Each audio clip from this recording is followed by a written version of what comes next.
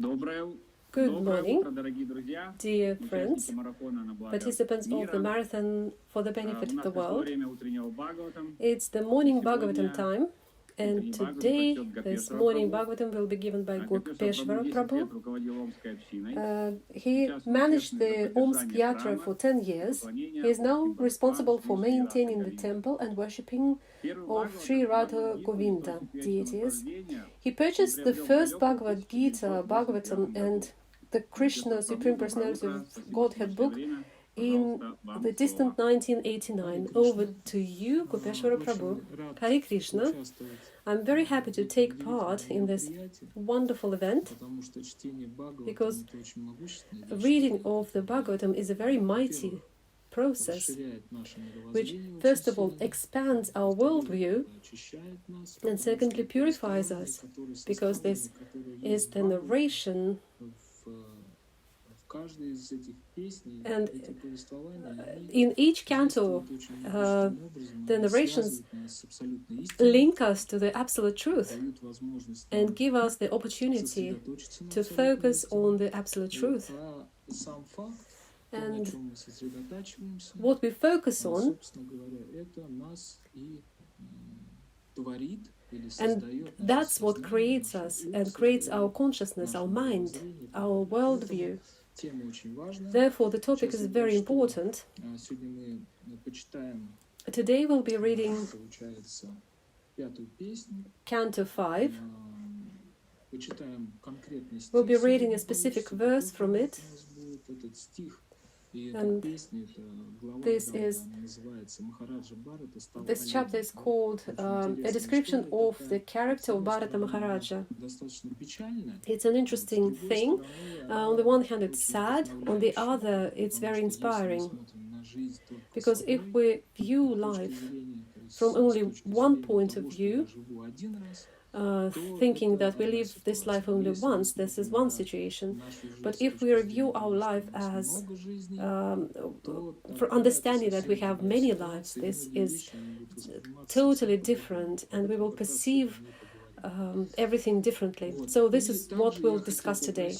Also today I wanted to ask you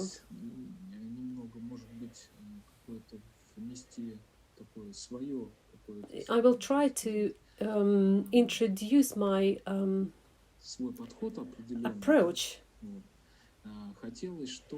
and I wanted to do it interactively so that all the devotees or everyone who is watching this broadcast, they could start writing their questions right now, and when we will be reading Bhagavatam, so that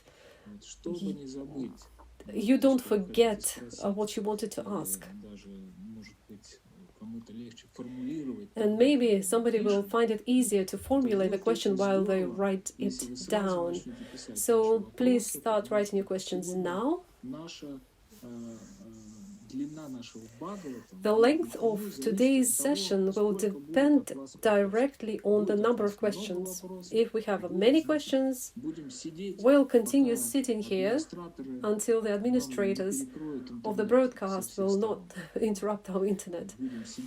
And we'll be here answering questions. And it will be very good if someone could not simply sit and listen, but also grab a book or find these materials online. There is a website called Vedabase. You can type it vedabase.com, or you can just simply type in Vedabase. And you will be taken to a website. All the books, all Srimad-Bhagavatam cantos are there. Find Canto 5, open chapter 8, verse 27, and you can read together with us, so that you'll be immersed not simply into listening, but also into visual perception.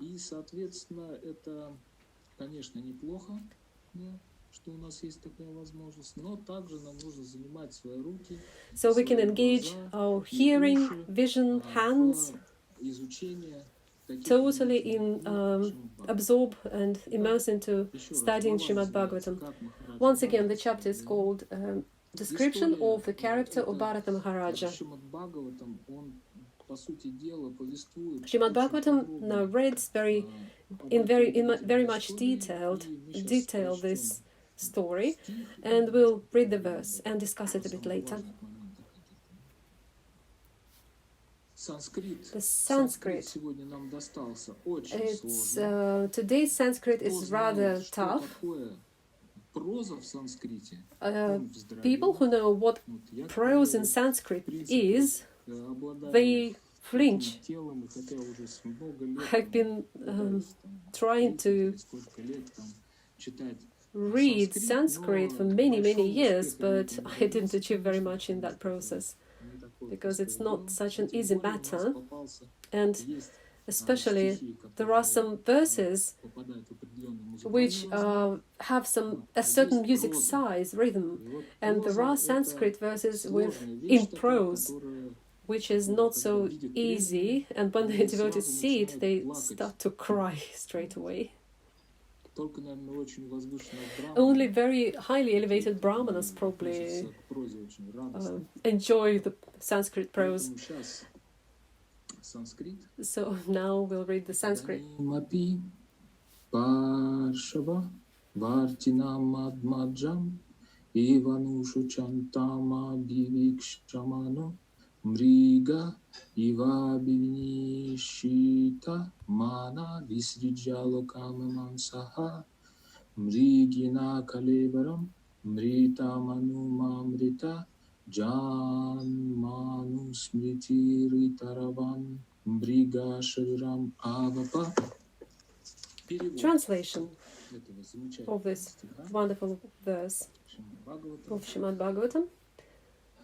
At the time of death, the king saw that the deer was sitting by his side, exactly like his own son, and was lamenting his death. Actually, the mind of the king was absorbed in the body of the deer, and consequently, like those bereft of Krishna consciousness, he left the world, the deer, and his material body, and acquired the body of a deer. However, there was one advantage. Although he lost his human body and received the body of a deer, he did not forget the incidents of his past life. And we can ask about 65,000 questions here, only after reading this one verse. For instance, why do we not remember our previous births, if this exists? Or similar questions. So if you have questions, please type them. The purport. Why do we have purports to Srimad-Bhagavatam? People ask these questions sometimes. Because without the purport, we will not understand very much. That's clear. Or we may understand something, but in our own way. Therefore, we are given a purport by Srila Prabhupada. He spent a lot of time. This is our Acharya, the founder Acharya, who has written so many books with purports for us, so that when we read them, we can understand better and correctly what the verse is about. Also, the purport focus our minds in the correct way, so that we can immerse into understanding of the transcendental information. So the purport by Srila Prabhupada. There was a difference between Bharata Maharaja acquiring a deer body and others acquiring different bodies according to their mental condition at the time of death. After death, others forget everything that has happened in their past lives. But Bharata Maharaja did not forget.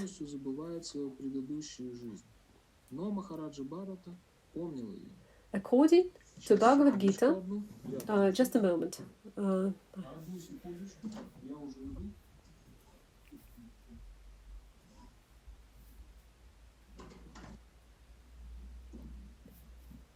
So I'm back.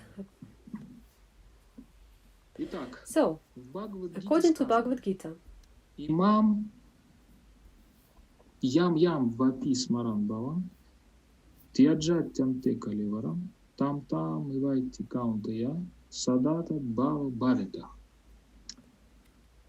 whatever state of being, нашей философии, и здесь нам говорит, что Шрила Прабхупада, он приводит этот стих 8.6. one remembers, whatever state of being one remembers, when he quits his body, that state he will attain without fail. Bhagavad-gita 8.6. After quitting this body, a person gets another body according to his mental condition at the time of death. At death, a person always thinks of that subject matter in which he has been engrossed during the life. According to this law, because Bharata Maharaja was always thinking of the deer and forgetting his worship of the Supreme Lord, he acquired the body of a deer. However, due to his having been elevated to the topmost platform of devotional service, he did not forget the incidents of his past life. This special benediction saved him from further deterioration. Due to his past activities in devotional service, he became determined to finish his devotional service even in the body of a deer. It is therefore said in this verse, Mritam, although he had died anu afterwards, na mrita janmanusham samsrit itaravat, he did not forget the incidents of his past life as others forget them. As stated in Brahma Samhita 5.54, karma ni nirdahati kintu cha bhakti bhajam. It is proved herein that due to the grace of the Supreme Lord, a devotee is never vanquished. Due to his willful neglect of devotional service, a devotee may be punished for a short time, but he again revives his devotional service and returns home, back to Godhead.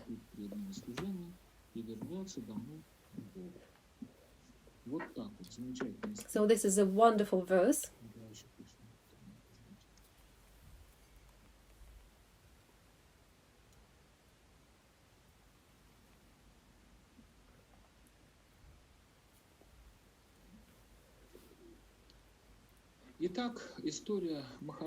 The story of Bharata Maharaja is very practical.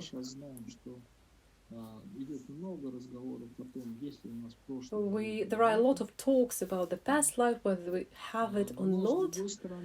Currently, on the other hand, there is a special trend among the people, the psychologists, who can regress to the people to the previous lives. There are about 3,000 or 5,000 examples or proofs of people who have experienced this, so we can't just ignore this. So this story is about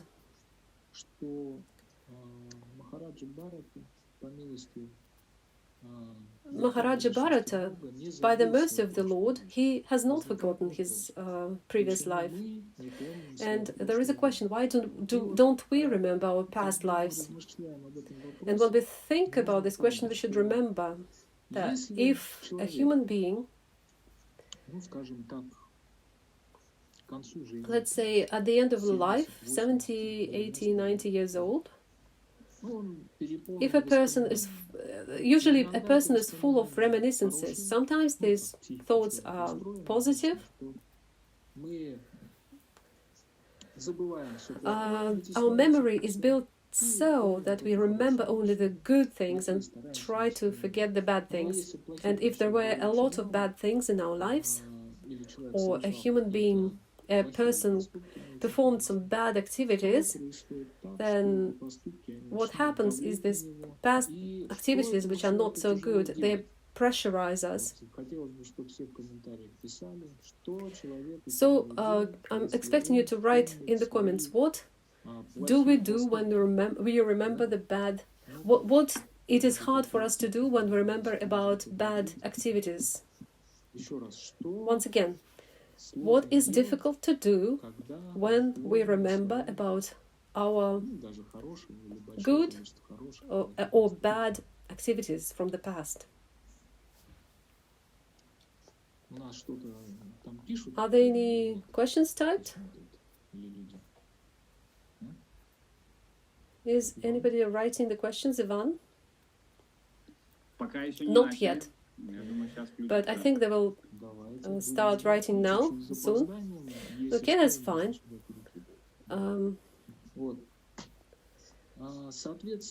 So accordingly, what can't we do? We cannot enjoy. Because if we remember something very good, something good that happened to us, we think that what is happening to us now is not so good. So it used to be better.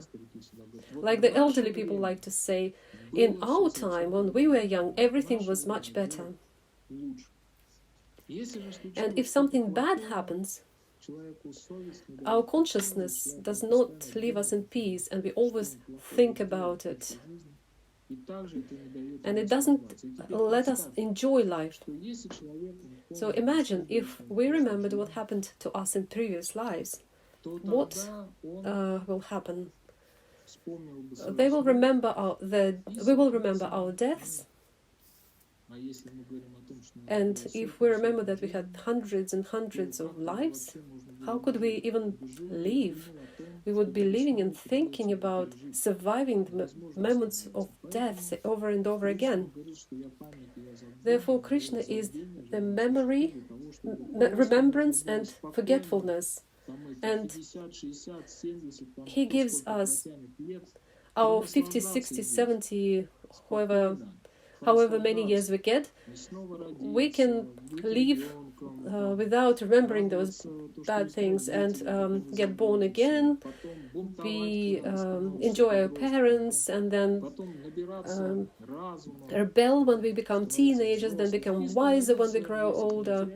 And then when we get older, we get disappointed in this life over again, and so that we can prepare to die. And a lot of other things may happen in our lives which are not so nice.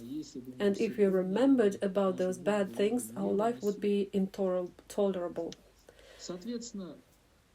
So when we read the story of Maharaja Bharata, there are two things that come to our mind. We should understand that Maharaja Bharata wasn't just a simple human being. He was very, very highly elevated personality, which he worshipped the Lord. He was at the early stages of bhava. It's a very high level of stage of the love of God. And he makes a mistake, and because of that, he has to get born again and start again. And that's a sad part of the story, because it tells us, it teaches us so that we should never think that we are so advanced. Never.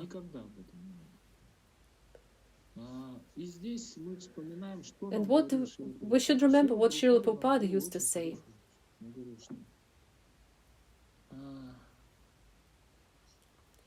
Your problem is that you are not afraid of Maya, and I'm afraid of her.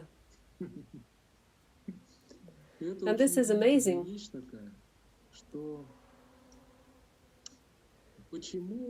The question to everyone, please try to answer this question. Why are we not afraid of Maya? What is the reason? Why? Administrators, Ivan, Advaita Gaura, I can see. Please ask your questions or answer my question.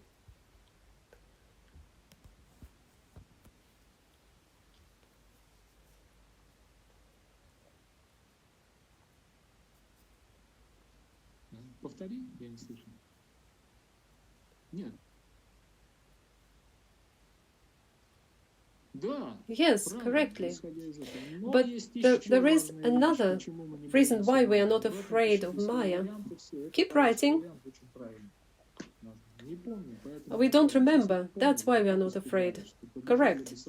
If we remembered it, we would be praying to God all the time. That's what usually do. People usually do before death. They remember about God.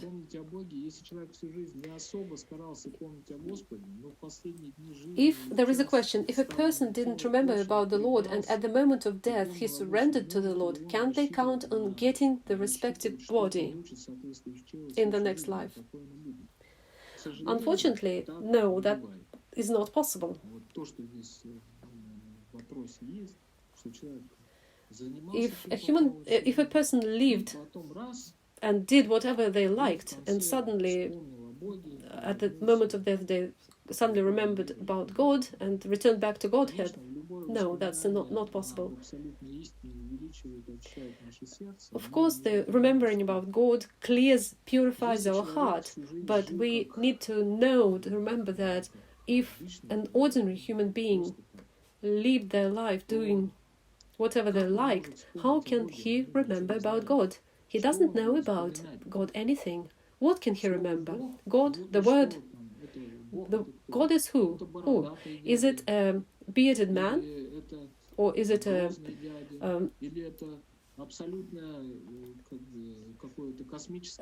cosmic consciousness? Who should I remember about? It's not so easy. It's the same thing as to say somewhere in the village there lives Uncle Vasya, and at the moment of death I would remember about him. And all you know is that Daddy Vasya exists somewhere. You know his name. You have nothing to remember about this person at all. Moreover, in order to understand, we should understand that in order to focus on the absolute truth at the moment of death, we have to focus on the absolute truth all our lives. And the ability to focus is also a big science which we need to practice all our lives. We need to have certain qualities. What qualities do we need to have?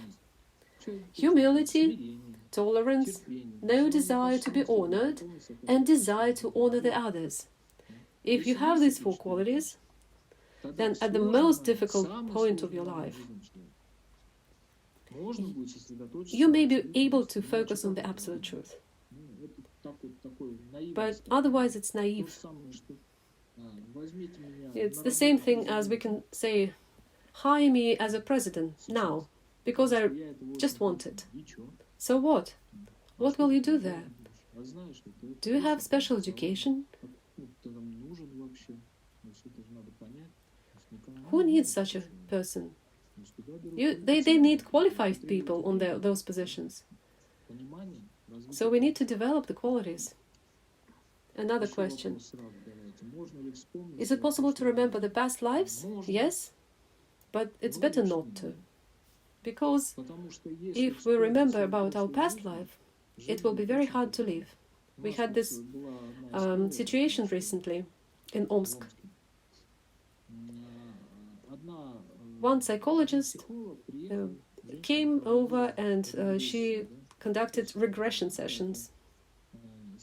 It's a system when a person can remember certain stages of their previous life. So this one woman took this consultation,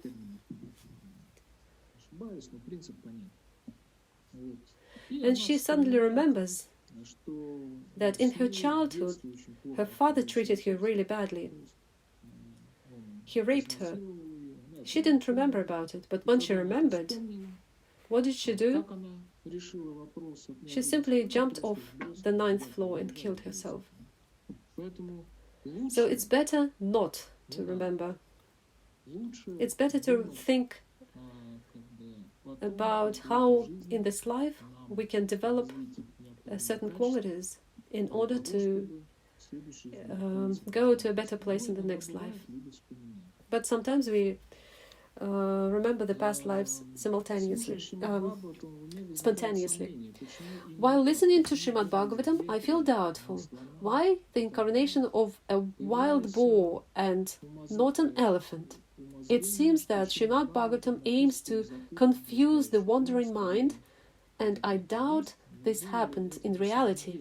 I understand that I lack faith. In this question, I liked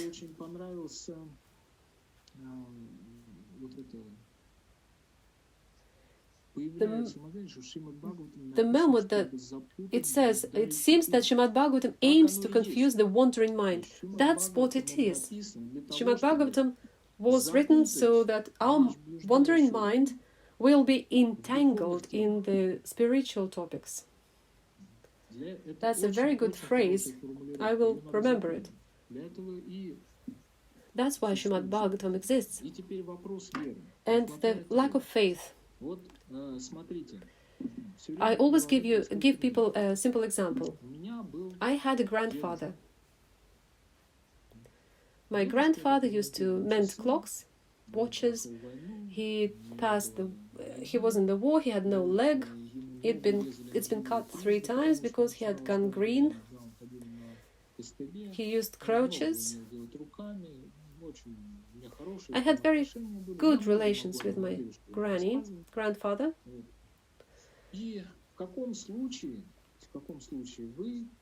And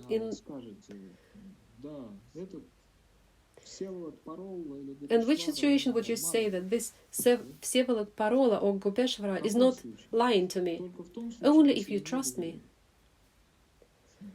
And because I contacted with my grandfather, I can tell you about him. Similarly, Srimad-Bhagavatam is the story of humankind. And there are allegorical things here, and there are real stories.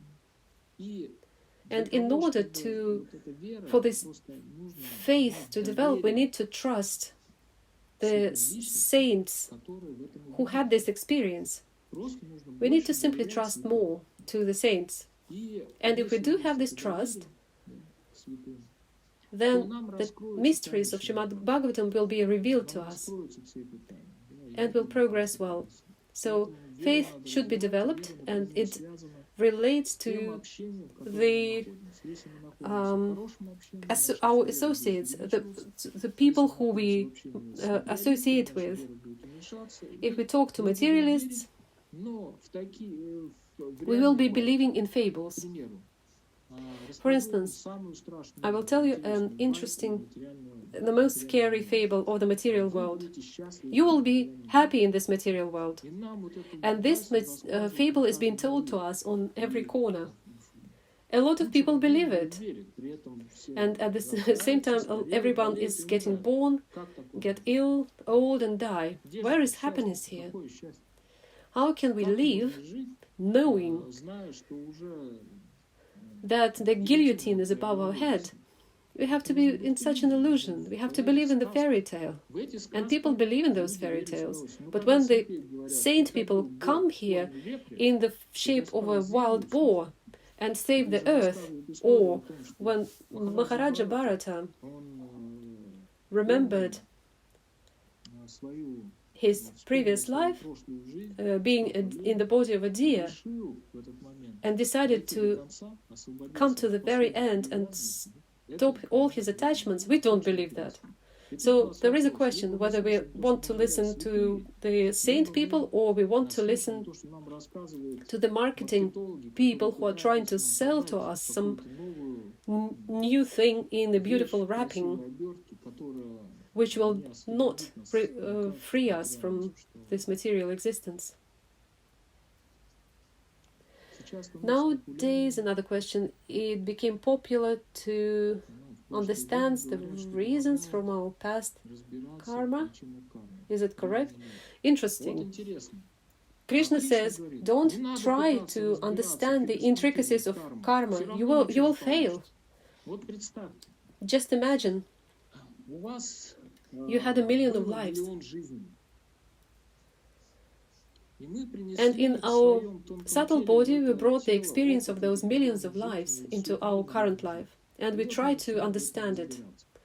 And we try and try and try and die. Because how can in one life we understand the millions previous lives? Therefore, there is a question. It is said that our existence is like a lake. And we know that in the lake, under the water, different processes take place, and the bubbles come up to the surface. And they are endless, these bubbles. These are our desires, remembrances, impressions. We've never met a person and suddenly recognize him. I like this color, I don't like that color. I think I made a choice, but in reality, fate has already selected it for us. And we can try to get into the boat and try to catch those bubbles and study them or take photos of them. We can buy a phone with a large memory and take many photos. So there are a lot of bubbles, we take pictures and study them. It will be impossible to study them. They are countless. And the main problem is that we are envious to the Supreme Personality of Godhead. Despite the fact that we are limited living beings, we are trying to act like the Supreme Personality of Godhead. We are never happy. We want to force people to act the way we like. We are always unhappy with the presidents, about his isolation, about this virus. We are always unhappy. But the main problem is that we don't control anything, nothing at all. So if we understand this main moment that we are not the enjoyers and the controllers by our nature, we are related to the Lord through service, then we will resolve all the questions with these bubbles straight away. There will be no more bubbles. Everything will be resolved. The water will become pure. We will understand the nature of everything. That's the resolution of a question. Everything else is trying to catch those bubbles without the ability to study them all and understand anything. Anton is asking, is it auspicious to predict our fate with the help of Jyotish? Does it bring more danger and difficulties, or is it useful? Let's take a knife and think, is it a useful tool? How would you answer this question? Is it dangerous or useful? If the knife is in good hands, it will bring a lot of use. If it's in the hands of a killer, it will be very dangerous. So if we take a true astrologist, I will tell you a story about my experience of having a horoscope on Radha Kunda. I have an astrologist who I know there, and it was the evening, and I decided to, for the first time in my life, do it. So I have my horoscope done, and he's telling me you have to buy for this finger a sapphire, an emerald, and something else, some other stone on this finger. And I'm listening, I'm sitting there looking at his hands, and he has no stones on his hands, no rings. I'm asking Baba. Baba means in Vrindavan, it means a very respectful way to address a person. So I say, I don't understand. Where are your stones? And he looks at me and says, Thakurji is protecting me. Thakurja means Тхакуджа the Lord. значит Бог мне. Thakura, Thakurja, it's a respectful way to address the Lord. Меня Тхакуджа, Why меня do I Бог need защищает. those Зачем мне stones? He is царство? protecting me, he says. Поэтому, So in the hands ну, of как such an такого astrologist who астролога, understands the который понимает смысл essence of life, жизни, the смысл purpose of того, life, and кому всё who это it all принадлежит, belongs to, and куда who надо people should be вести, led to, здесь Jyotish очень can be очень very интересно, useful. потому что он скажет, у тебя He can say, you have a bad period of life, therefore повторяй chant Hare Krishna Mahamantra very attentively. That will be a good astrologist. A bad astrologist will say, you have a bad period in life, so stop chanting Hare Krishna Mahamantra, stop going to the temple, stop practicing sadhana, and at the moment you need to resolve your material problems, and then you can return back to spiritual life. And that astrologist is a murderer. He is murdering your spiritual life. So it depends on who is the astrologist, and astrology is the science which is given in the Vedas. Another question. Please help to understand the conditioned state of a soul. Does the soul suffer when it is conditioned, or does it simply sleep? The soul sleeps and suffers because, for example, we see a dream, and in this dream we are being beaten. Are we suffering? Yes, we are. And all the sufferings related to the illusory state of mind when we are asleep, we don't understand anything. And a human being, a person who sleeps, he will be believing in this dream, but when he wakes up, he will think, oh wow, it doesn't relate to me at all. And he's not suffering. An awakening happens. Therefore, a soul conditioning itself with this material body, it suffers because it is asleep. That's the answer. Another question. Tatiana is asking a question about attachments.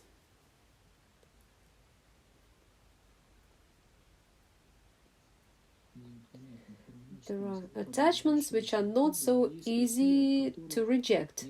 For instance, there is a desire to have a family, to be a husband and wife. How can, perhaps according to God's plan, we need to live several more lives and get a realized life experience? Or can we return to Krishna without this experience? This is the greatest illusion, that the main problem is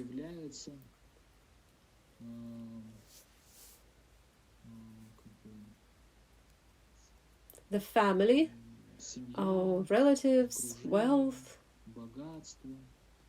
or some other things, children. We can say I have children and this is a problem. Understanding, thinking like this is a problem, because that's not the problem. The problem is that we do not practice self-awareness. There are certain desires, so there are certain ways of life. Like Tatiana, she is a woman, and it's her nature to want to have family and children, and it's absolutely fine. It would have been abnormal if she was thinking that she doesn't need this at all, and she is a saintly person, totally renounced.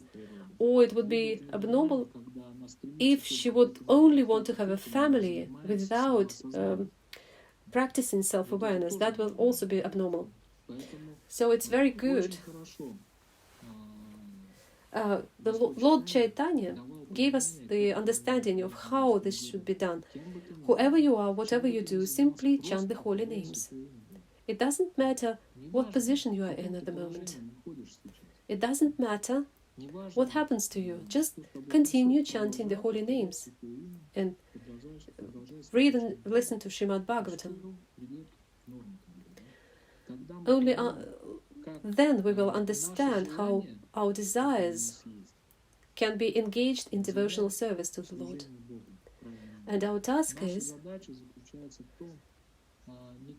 not to demonstrate the lack of desires. Our task is to engage our desires in devotional service to the Supreme Personality of Godhead.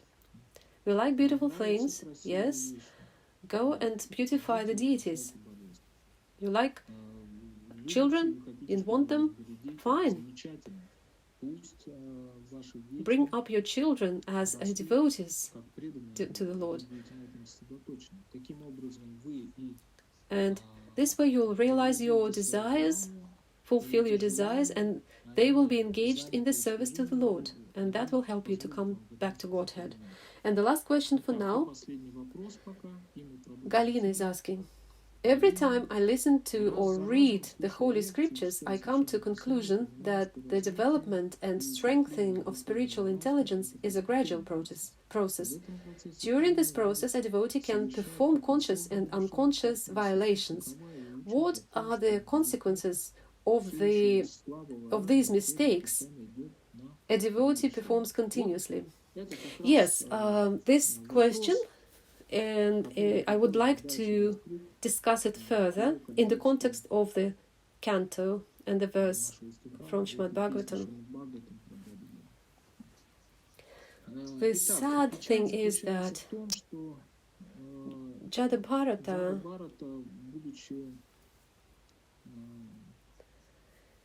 being a person of a very highly elevated spiritual level, made a mistake. But the good thing that the Lord did not forget him. We should understand that we live in a material world where everyone forgets what the others do for them. So if we get something nice from other people, we just take it for granted.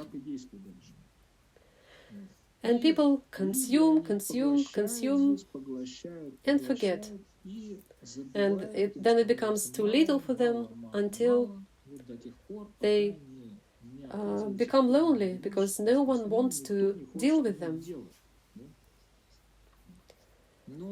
But here we can see that Supreme Personality of Godhead is not like that.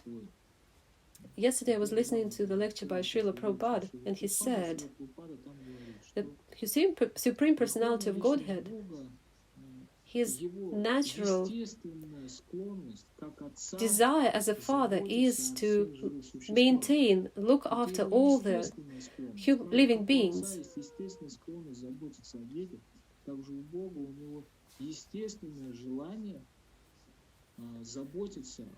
It's a natural desire to take care of his servants. Therefore, we can see here as the mercy, how the mercy of the Lord reveals. Bharata Maharaj made a mistake, and we'll talk about it. What was the mistake about? And how it is designed, this mistake, how this whole process happens. Jada-bharata, despite the fact that he made a mistake, the Supreme Personality of Godhead made it so that he received the next body according to his desires. He hasn't forgotten his previous life. And when we read further, attentively, we will see that it was a very special deer. First of all, he never dealt with the female deers. And the second thing is, this amazing deer ate only dry leaves. He did not try to enjoy. And what else he did? He always remembered about the Lord, remembering about the mistake he made. Therefore, everybody makes mistakes. But because the Supreme Personality of Godhead is a personality, a very nice personality. He remembers everything. He did not forget what Maharaja Bharata done for him. He served him and gave Maharaja Bharata the opportunity to remember his previous life in the body of the deer. And in his next life, he finished this process. That's how Krishna is nice. We forget, but he doesn't. Therefore, making mistakes is not a problem until they become insults. You said the soul sleeps, how can it wake up? We wake up by the process of sound vibration and meditation on the transcendental sound. There are different sounds in this world. But if we chant transcendental sounds, Hare Krishna Mahamantra, it's very simple, then this transcendental sound, it purifies us and gives us the opportunity to get through the ignorance and focus on the absolute truth. Awakening is the coming in contact with reality and permanent work on that.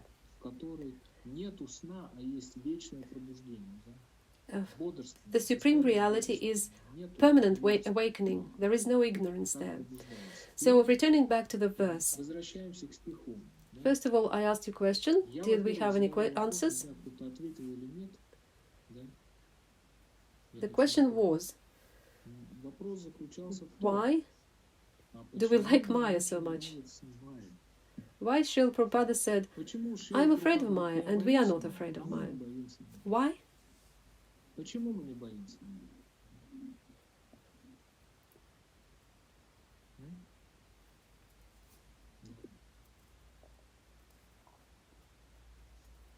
Any ideas? As I said at the beginning, the biggest problem is that we love Maya very much, with all our heart. Maya is what? Just imagine. It's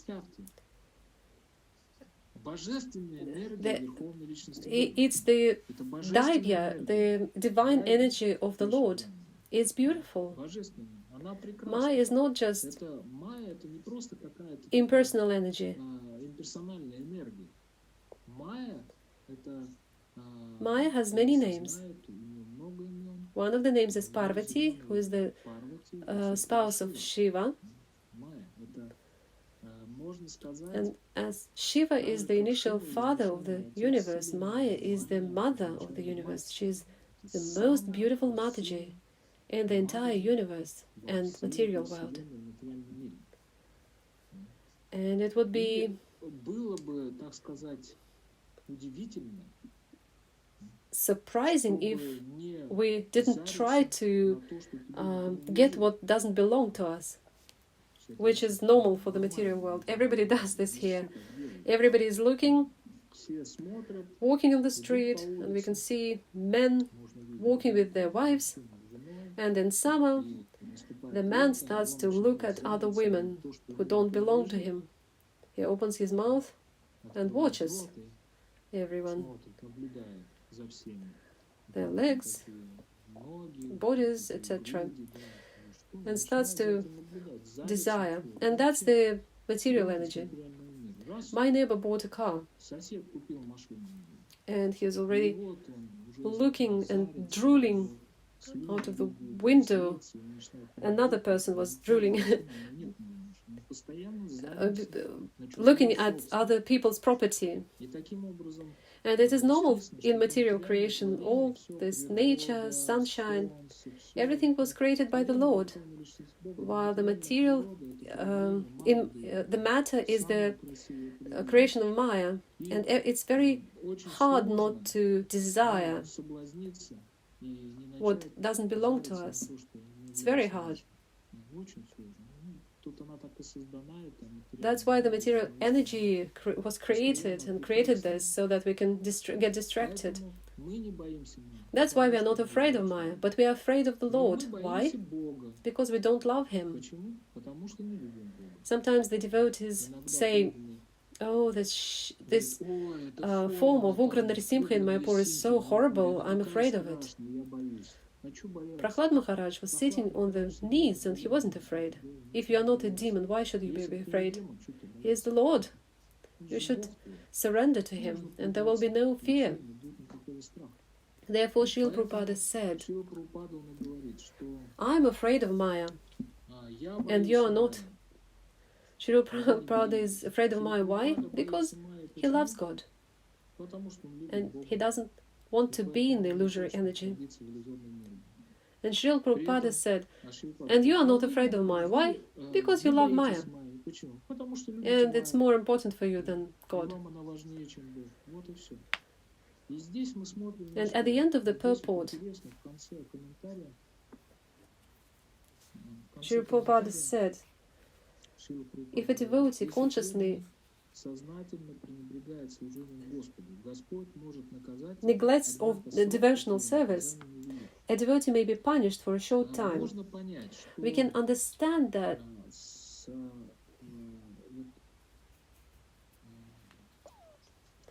whatever happens to us for neglecting the worship of someone who everything belongs to, that's the punishment is birth,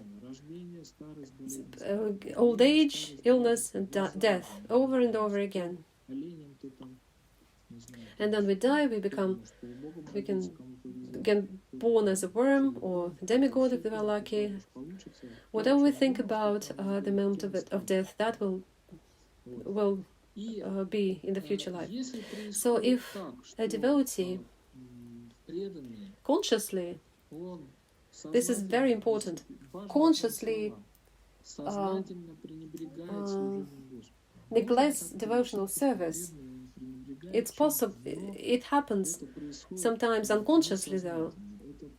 So what's the difference? If someone neglects the service by mistake, then as soon as they're told that they shouldn't be doing that, don't do that. It's not nice. And then the devotee corrects himself. But if a person consciously neglects the service, that's his position, then whatever you do, whatever you say, he will not change and he will only get angry. He can be told, you shouldn't communicate with the devotees this way, you should do it correctly, and he will get even more angry, because this is his conscious position. But if he is insincere, he will sincerely try to change. So, neglect, this word, can someone please write the synonyms to the word neglect?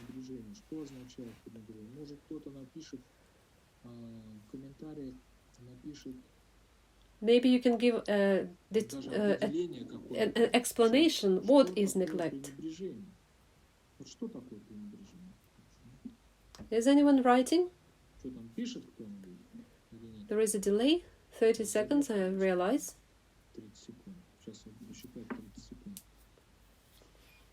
So, neglect is a very important word.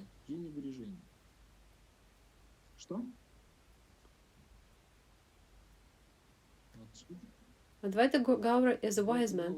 Okay, give me more. The lack of remembrance is neglect. Okay, more versions. Ivan? Indifference. Yes, very good. Correct. Indifference and neglect are very much alike. What else? What can it mean? We are giving the synonyms at the moment to the word neglect. Ignore, be indifferent. What does it mean? It's very interesting.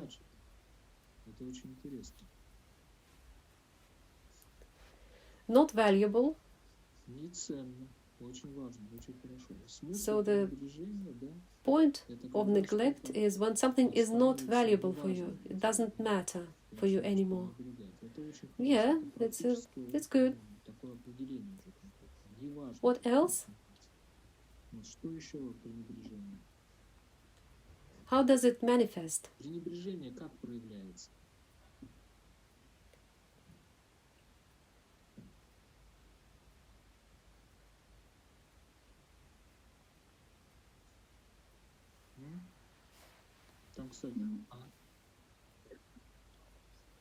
Indifference, yes.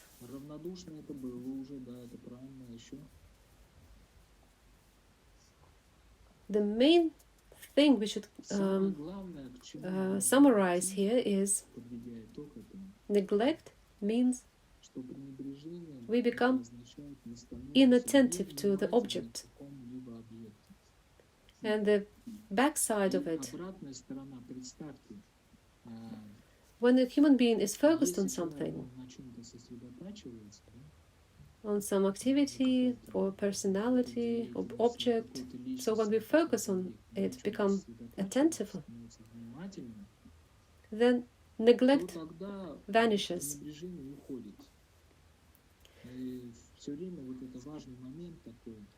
One of the most important topics is when does the neglect start? We know this scary story of a bad devotee. And the scenario is always the same. We know that there is such thing as insult. There are 10 insults of the holy name, and this is a negative relationship to God, and everything is related to, and everything that is related to it. And therefore Bhaktivinoda Thakur said, one more very saintly person, he used to say, apparatus are born when a person becomes inattentive.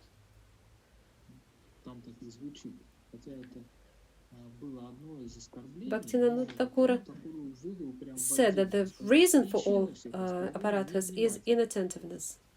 For instance, a person walks into another person's house, very relaxed. He doesn't notice anyone, walks into the room, thinking about himself only. He's been told, "Hello, Vanya." Petya is shouting, and he pays no attention to anyone. He is not attentive to people. So people can get offended. I say hello to him and he doesn't answer. And what happens? And that's insulting.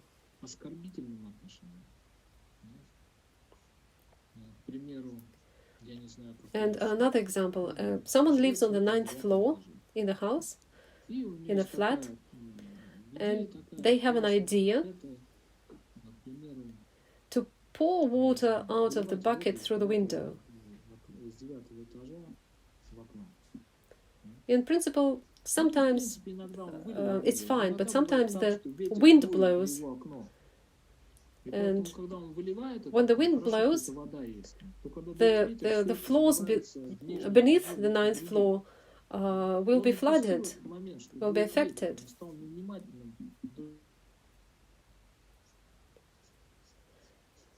So other people will be suffering, and it can end up so that these people will come upstairs. There was some interruption in the transmission. So all that is inattentiveness. A very important moment. There is one more trick Not everybody knows what inattentiveness consists of, which develops into neglect. The first thing is indifference.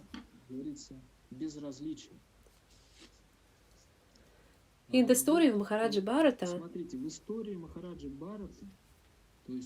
he was neglecting his spiritual duties. It's not a problem that he looked after the deer. That the problem was in his neglecting his spiritual activities. He became indifferent to them, to spiritual life. And that caused inattentiveness. It was more interesting for him. The baby deer became more interesting for him. And eventually he made a mistake, after which he became a deer. The second thing, which is very important, is scattered mind. What is that? When something is not interesting for us, we will not be focusing on it. That's inattentiveness. But what is scattered mind? It's a big number of different desires. When a person has a lot of desires and he sits down to chant mantra, he wants to focus on the Lord but can't. He focuses on other things. And the best time to resolve all the problems is during japa. What will I do in the future? What will I do? So we start planning. And that happens because we have so many material desires. We are not able to focus on spiritual practice. And we lose attentiveness. And the third, our favorite, beloved, laziness. The third thing that destroys our attention to spiritual practice is laziness. We don't want to invest our energy into self-awareness. We want to spend more energy on ourselves, in our material body, material things. We don't want to invest in spiritual energy. We don't want to waste our time on it. On studying Srimad-Bhagavatam. We don't want to spend time on reading, on chanting the holy name, on associating with the right people. We have our own interests. The garden, the house. What else can happen? There are so many activities during which we could listen to the lectures. For instance, when we are digging potatoes in the garden, turn on the lecture and listen to it.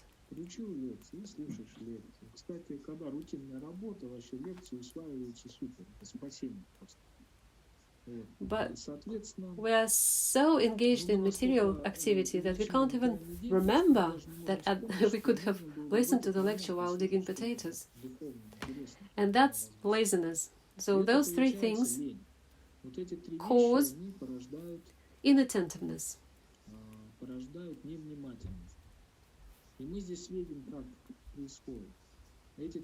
So we can't focus and neglect, and as a result we insult and have negative attitude towards spiritual matters. On the other hand, we should always remember a big secret which allows us to keep the spiritual practice fresh for many, many years. When the mantra is being chanted not for a month, 2, 3, 5 years, but for 25, 30 years, how can we keep this attitude of freshness? It's very easy. Let's take an example. There is a conveyor, and a person is standing at the conveyor, a belt at the plant. And I asked the devotees recently, did anybody have this experience? Yes, one Mataji said, yes, I like it. Yes, when I work at the conveyor, at the belt, at the plant, I listen to the lectures. But when a person sits there for the first time, he has to be very, very focused to not to miss things, not to perform these manual activities. And then they get used to it, and routine comes. You don't need to think about it. The hands know what they're doing, and we can start thinking about our own things. And the more we think about our own things, the less interesting the process at the conveyor is. And probably we'll even hate the process. That's how routine works. But if a person can focus on the process and improve the process all the time. Of course, on the belt, at the plant, the process is very limited, but in spiritual practice, there are limitless opportunities. We can focus and always be developing and focus on what we are doing. There will be no routine then, and that will bring interest to the spiritual process.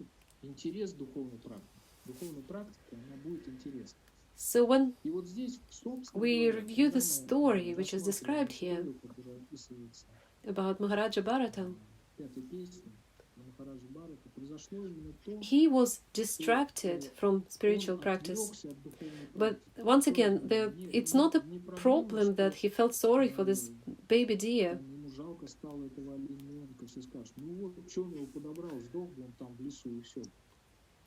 The devotees have very kind heart. We all would probably pick up a baby deer and take care of it if it was dying in the forest alone. And Srila Prabhupada said that the devotee thinks about how not to cut a tree or not to step on the grass. That's the mood, the attitude of a devotee. But it needs to be linked to spirituality. Bharata Maharaja could have taken this deer and given him prasadam, like the devotees give prasadam to the dogs. The dog Sharik likes all the devotees because they give him prasadam somewhere in Omsk. So Bharata Maharaja have completely neglected his spiritual duties, and this is a sad story, but it gives us a big hope that if we do things sincerely, then the Supreme Personality of Godhead will not forget what we have been doing in the past. The punishment, the meaning of the word sin means that when we act for our personal sense gratification without remembering our spiritual duties, we will be punished after that. But not for a long time. Simply to give the human being or living being the opportunity to purify.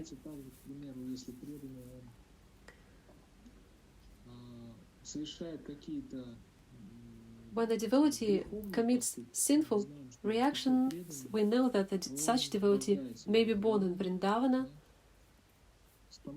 has a dog, or monkey, or pig, and having lived their life in that body, and done with our bad karma, they can return to spiritual planets. The Lord has the natural desire to take care of His devotees, children. He will take care of everyone. We shouldn't worry about it. But, on the other hand, we shouldn't be neglecting, insulting, and inattentive. And then everything will be fine. We have another question. We can start discussing. Please continue writing your questions. But I finished what I wanted to say in relation to this verse. Of course, there is a lot that can be said, but for today, I think we are finished. Mahamantra helps to wake up. However, in Chaitanya Charitamrita, it is said that the holy names can be chanted for millions of lives. Therefore, the Mahamantra by itself may not help. I like these questions. Of course, I don't like when people blame Mahamantra. So the question is about, the Mahamantra may not be helpful? Mahamantra includes the name of the Lord, Nama, Rupa, the form of the Lord, qualities of the Lord, pastimes of the Lord, spiritual world, everything is in Mahamantra. Mahamantra works. But the problem is not in Mahamantra, but in us. Because if we chant the holy names for millions of lives, and we have... Mahamantra is like sunshine. It shines for everyone, always, 24 hours a day. But it doesn't work only when we hide in the cellar and sit there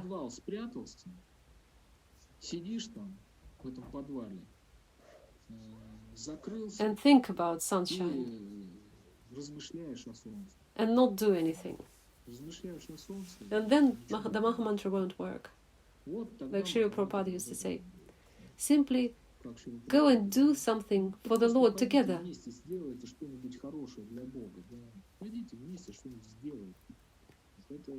That was his instruction for us. Mahamantra is always working, as the sunshine is always there, but we avoid the process of purification very skillfully because we are not sincere. Sincerity means the desire to become better, to change. And it is said that when we make one step towards the Lord, He makes 100, maybe 1,000 steps to us.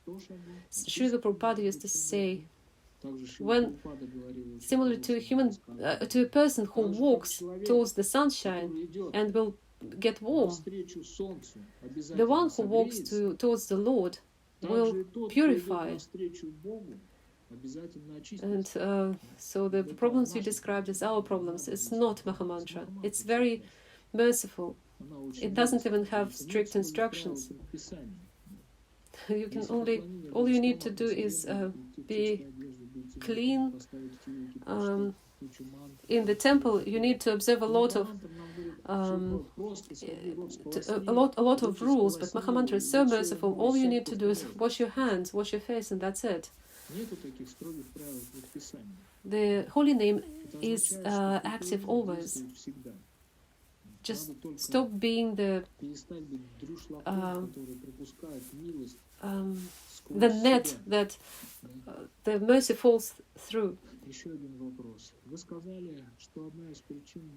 You said that Bharata Maharaja neglected his spiritual duties, but there are people who...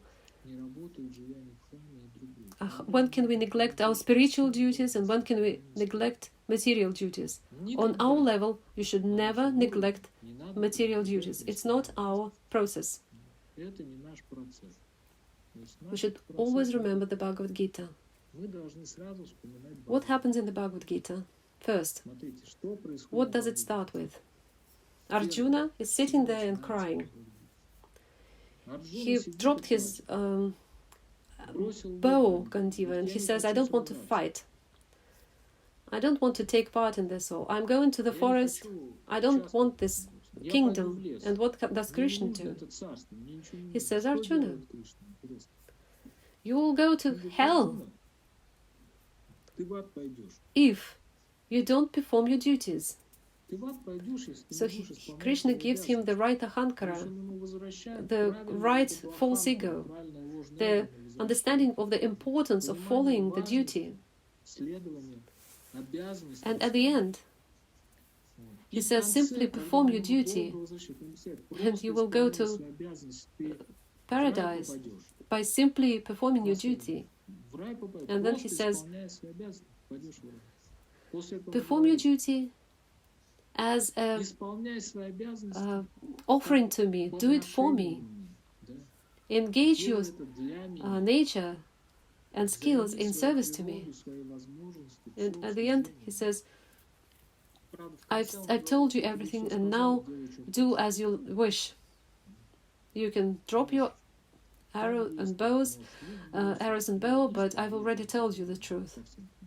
So we are being told everything, and it's up to us what to do.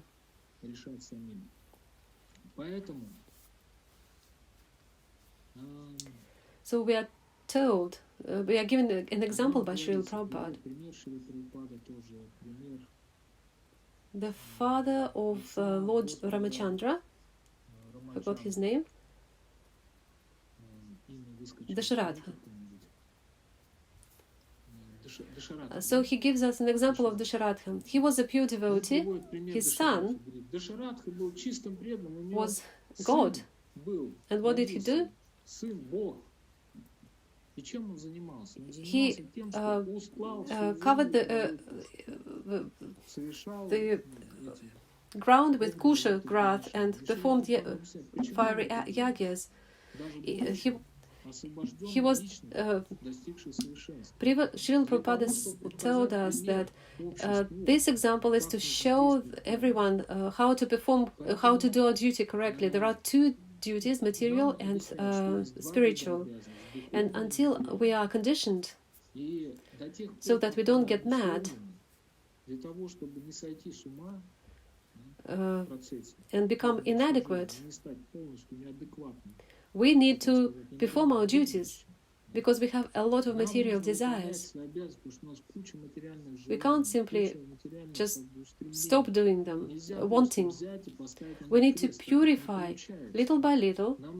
And Srila Prabhupada explains in Bhagavad-gita, I can't remember the chapter, he gives an explanation in the purport. The process of devotional service should go smoothly, little by little, without jumping forward. It's like going up the hill, up the mountain. When I was in Nepal with the devotees, one of the devotees was running up the mountain and I was walking behind with 110 kilos of weight. He was a sportsman and I wasn't doing sports at the time, so I could hardly push myself up this mountain. So everybody may have their own speed, but we always should go forward, step by step. We shouldn't be in the comfortable position. For instance, there is a virus everywhere, and everybody is very careful about it, including GBC. We don't go out too much, but this can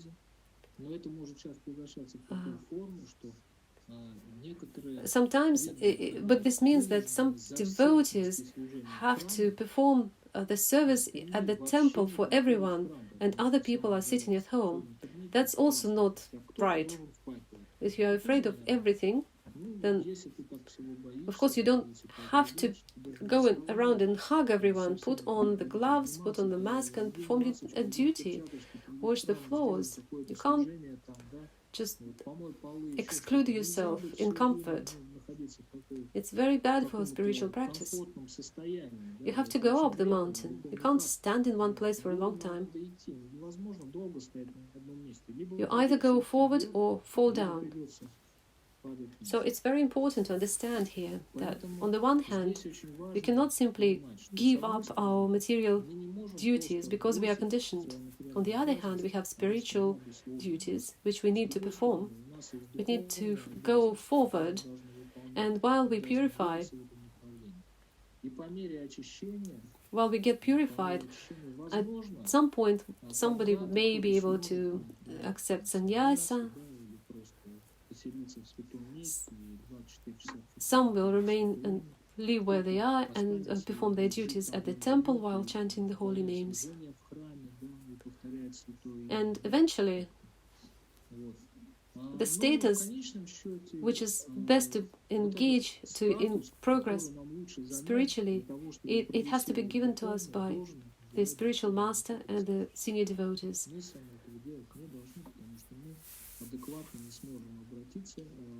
We can't make adequate decisions even towards ourselves. And people try to get rid of material duties because they are lazy. They cover up with the spiritual duties because they are too lazy to perform their material duties. Take care of the family, children. And the best way they do is call themselves highly spiritual people. They want to do spiritual practice for 6 months and then get married for 66th time and then leave everything. There are different variations of this. And the majority of them are very sad.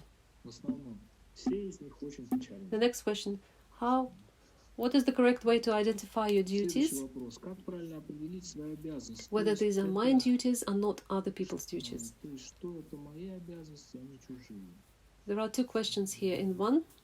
How to understand your duties. This is a big problem now. We are not being taught this. And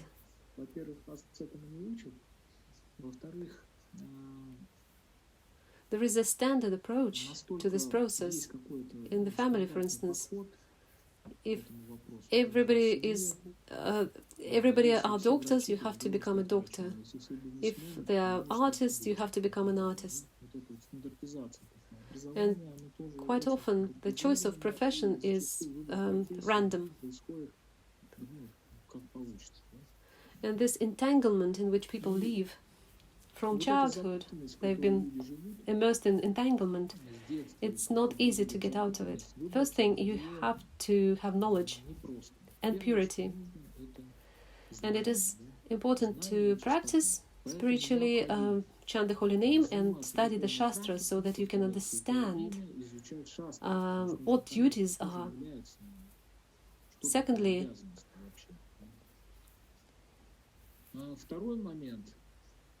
you should do what you can do well. There are people who can draw well, and somebody told them that it's good to be a businessman. So they're torturing themselves all their lives trying to be businessmen.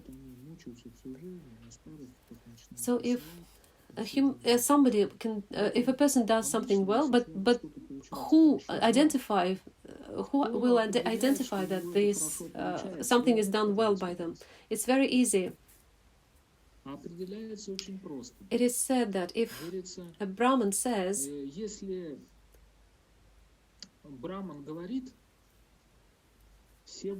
if the Brahmin talks, everybody may say that we'll give you money, just tell me, just continue telling me. If Kshatriya starts to manage, but there is order around, everybody see it, that's good. If a real Vaishya trades, everybody benefits, because the temple will have money, food, and nobody will have problems, and everybody around will be happy. Similarly with Shudras. And according to statistics, 90% of us, or 70, are Shudras, the majority. So 90% of us are Shudras. So Shudras, the real Shudra, when we come to the need to do construction works, to find a good Shudra, it's so hard. To find someone who can do things well, it's hard.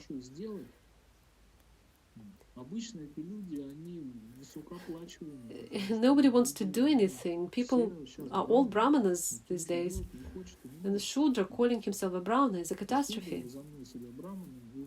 So the first thing, we need to have knowledge, to understand this. We need spiritual practice, mantra meditation, to purify our consciousness from incorrect motives. And we need to engage into activity which we can do well. But this is determined by other people. If the other people are happy that we perform this duty, then we should continue doing it. And then everything falls into place. The second part of the question, how to determine whether these duties are mine and not the other people's. When a person understands who he is, he will have no question like this. All these questions, whether these are mine duties or not mine, evidence that we do not understand our nature.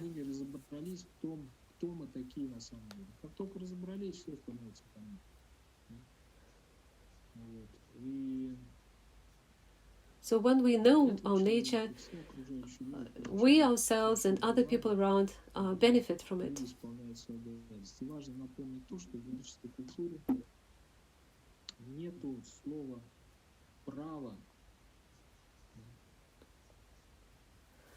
The word my right. In the Vedic culture, there is no such a word, right. People have duties. If everybody performs their duty, then we have rights. And in our world, we all remember about rights and don't remember about duties. So we all fight for our rights. At work, in the state, at home, in the family, everybody is fighting for their rights. Whoever owes each other whatever. And nobody will listen to you, even listen to you, if you don't perform your duties. If you tell someone you perform your duties, you will be answered. You perform your duty. So war can start. Any more question? I think there is one last question there. Yes, and we ran out of time, so that's the last question. I heard that laziness is a protective mechanism. For those who are not ready yet to be in spiritual practice, and they insult.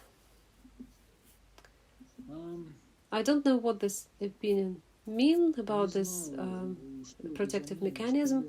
Maybe you are confusing laziness and tiredness as a protective mechanism. Laziness is a psychological weakness of a human being. It's the influence of the mode of ignorance. Laziness is the purpose, the reason of degradation. Can it appear in spiritual practice? Interestingly, Srila Prabhupada said, there are a few kinds of people. There are active fools, and there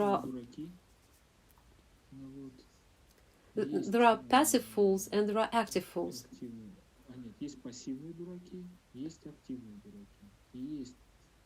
There is active intelligence and lazy intelligence. And he said, lazy intelligence is the highest. And when the disciples said, do we have lazy intelligence? And he answered, no, only I have lazy intelligence.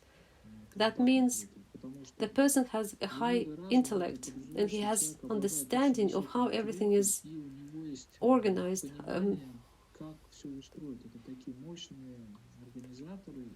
These are brahmanas who are able to teach because they have high intellect.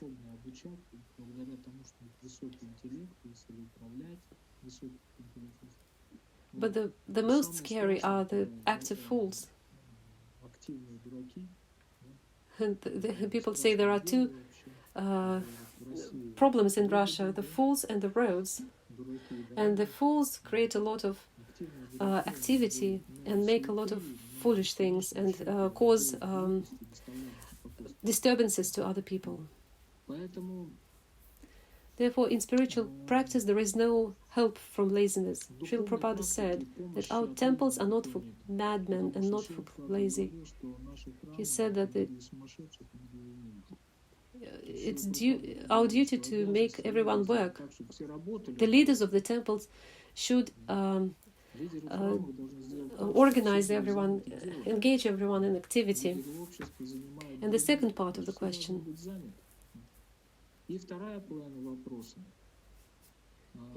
In spiritual practice, when in spiritual practice, when a human being is not developed yet, and he can make mistakes while they rush to do more.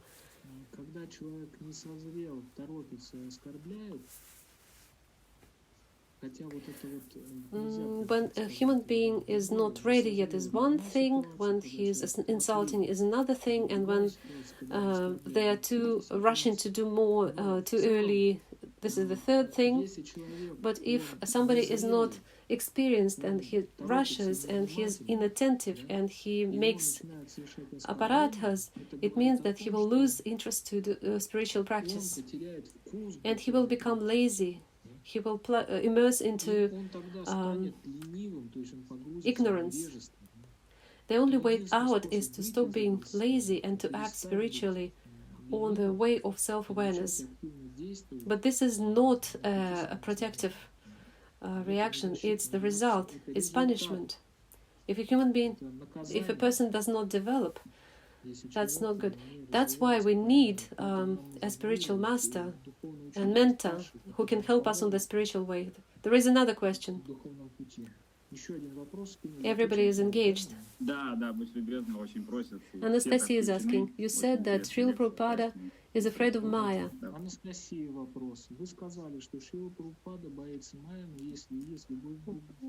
Couldn't hear part of the question.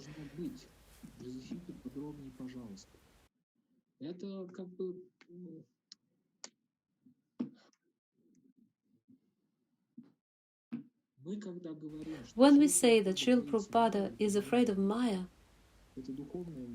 these are spiritual emotions. When we say, when a person loves God, he doesn't have material fear for the material body. He is free from this dependency, material attachment to the body. They are not afraid of that. But because he loves God, he is attached to God. He is afraid to lose God. And that's why he is afraid of Maya. We start to be afraid of Maya because we are in the bodily concept. We are afraid of material energy. We are afraid to go out because there is a virus there. We are afraid to get under the car because it can hit us. Some people are afraid of the planes or have claustrophobia. Somebody is afraid to lose their husband or children. Everybody is afraid of something. But Srila Prabhupada had a different emotion. He had one of the ecstatic emotions. Fear. Because he was attached to Lord, he was afraid to lose the attachment to God. And this is at a totally different level. Therefore, when we have an attachment in the material world and we are afraid to lose it, in the spiritual world, is the same, in the same way a person is attached to God and he is afraid to lose this attachment. Because just imagine, we are all simple people, we don't have millions, billions, a lot of money, and we are fortunate. We met some very wealthy person, and this person, being kind, is giving us a lot of money, gives us everything from the material point of view, and gives us some protection spiritually. And what happens is, when we start thinking that we will lose this personality, we will be afraid. So what does this fear lead to? The material fear leads to the person starting to hustle around his personality.